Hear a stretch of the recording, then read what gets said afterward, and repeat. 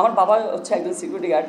তো তিনি মাসে 10,000 টাকা বেতন চাকরি করেন। সেই জায়গা থেকে আমার খুবই একটা স্ট্রাগল ছিল যে আমি যদি ফার্স্ট ইয়ারে হল ছেড়ে দিই সেক্ষেত্রে আমি থাকবো কীভাবে, খাবো কীভাবে। আবরার ফাহাদ যেদিন মারা যায় সেদিন আমি একটা ফেসবুকে কমেন্ট করি। সেই কমেন্টের ভিত্তিতে হচ্ছে আমার যে হল ক্যান্ডিডেট সে আমাদের হল থেকে বের করে দেয়। আবরার ফাহাদের 3য় শাহাদবার্ষিকীতে আমরা একটা প্রোগ্রাম দিই, সেখান থেকে হচ্ছে আমাদেরকে ছাত্রলীগ মেরে আমাদেরকে থানায় দিয়ে দেয়।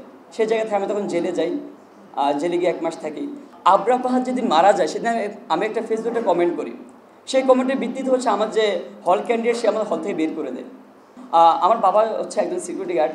তো তিনি মাসে 10,000 টাকা বেতন চাকরি করেন। সেই জায়গা থেকে আমার খুবই একটা স্ট্রাগল ছিল যে আমি যদি ফার্স্ট ইয়ারে হল ছেড়ে দিই সেক্ষেত্রে আমি থাকবো কীভাবে, খাবো কীভাবে। তো আমাকে সবসময় যখন আমাকে ফার্স্ট ইয়ার হল থেকে বের করে দেওয়া হলো, পর আবার আমার সাথে যখন আমি বের হওয়ার পর হচ্ছে আমি যে এই যে অপসংস্কৃতি, অনিয়ম, অবিচারের বিরুদ্ধে আমি লেখালেখি কিংবা মাঠের অ্যাক্টিভিটি শুরু করি। তো আমাকে ছাত্রলীগের পক্ষ থেকে বারবার হচ্ছে কি বিভিন্ন হুমকি দামকি দেওয়া হয়। পরবর্তীতে আমাকে ওঠার জন্য বারবার আমাকে ডাকা হয় যে তুমি উঠো, কিন্তু তুমি হচ্ছে গিয়ে কেসো আমাদের বিরুদ্ধে লেখালেখি করতে পারবে না। তো তখন আমার মধ্যে দুটো বিষয় প্রতিবাদ, যে একটা হচ্ছে গিয়ে কি যে আমার হচ্ছে টাকা পয়সা নেই, এখন বাবার পক্ষ থেকে সে সাপোর্টটা নাই। আর একটা বিষয় হচ্ছে কি আমি আবার মেরুদণ্ড বিক্রি দিতে পারবো না। আবরার ফাহাদের 3য় শাহাদবার্ষিকীতে আমরা একটা প্রোগ্রাম দিই, সেখান থেকে হচ্ছে আমাদেরকে ছাত্রলীগ মেরে আমাদেরকে থানায় দিয়ে দেয়। সেই জায়গা থেকে আমি তখন জেলে যাই, জেলে গিয়ে 1 মাস থাকি। তো আমি এই কথা একটু জন্য বলছি, দেখেন আমাদের বিশ্ববিদ্যালয় স্যাররা অনেক রকম পলিসি ডায়ালগের কথা বললেন, সব কিছু কথা বললেন, কিন্তু একটু মানবিক হওয়া দরকার। আমি যখন জেলে যাই তখন হচ্ছে গিয়ে কি জেলে তো থাকছি, কিন্তু জেলে যখন বের হই তখন আমাকে পরীক্ষা দিতে দেওয়া হয় নাই। কেন দেওয়া নাই? যে আমার ক্লাস নাই। আমি তখন শিক্ষকদের কাছে বারবার ঘুরছি যে স্যার বললো যে আপনি রেজিস্টার বিল্ডিং আসেন, রেজিস্টার বিল্ডিং আসতে বলে লাঞ্চে পরে আসেন।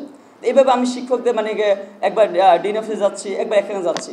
আমাকে বলা হচ্ছে আপনি ক্লাস করতে পারেন না। বললাম যে আমি তো একটা নিজের কারণে জেলে যাই না, অন্য মানে এখানে আমাকে জেলে বাধ্য করে পাঠানো হয়েছে, আমি অন্যায় শিকার। সেই জায়গা থেকে বলতে আপনি ক্লাস করেন না, আপনাকে পরীক্ষা দিতে পারবেন না, যার কারণে আমার 1 বছর গ্যাপ গেছে। এটা হচ্ছে, তাহলে আমি বলতেছি যে আমরা আসলে কী শিখতেছি দিন শেষে?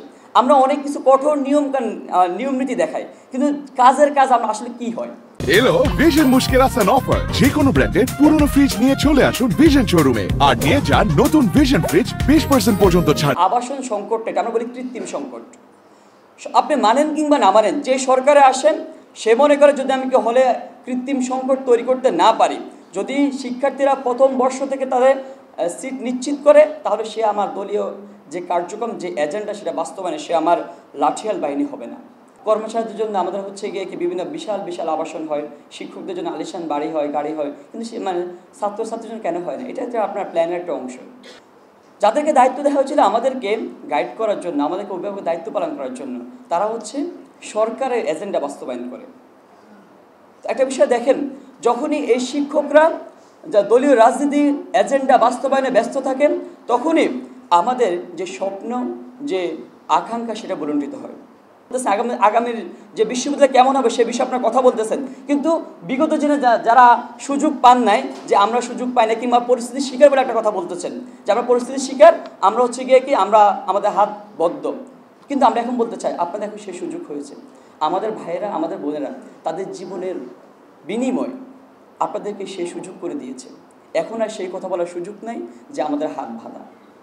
আমরা চাই আগামী বাংলাদেশ বিনির্মাণে আপনারা এই যে তরুণদের যে স্বপ্ন, যে জুলাই বিপ্লবের যে স্পিরিট, সেই স্পিরিটকে কাজে লাগিয়ে তরুণদের সাথে হাতে হাত মিলিয়ে শিক্ষার্থীদের সাথে সংঘবদ্ধ হয়ে ক্যাম্পাস বিনির্মাণ করবেন, বাংলাদেশকে এগিয়ে নিয়ে যাবেন। ধন্যবাদ সবাইকে।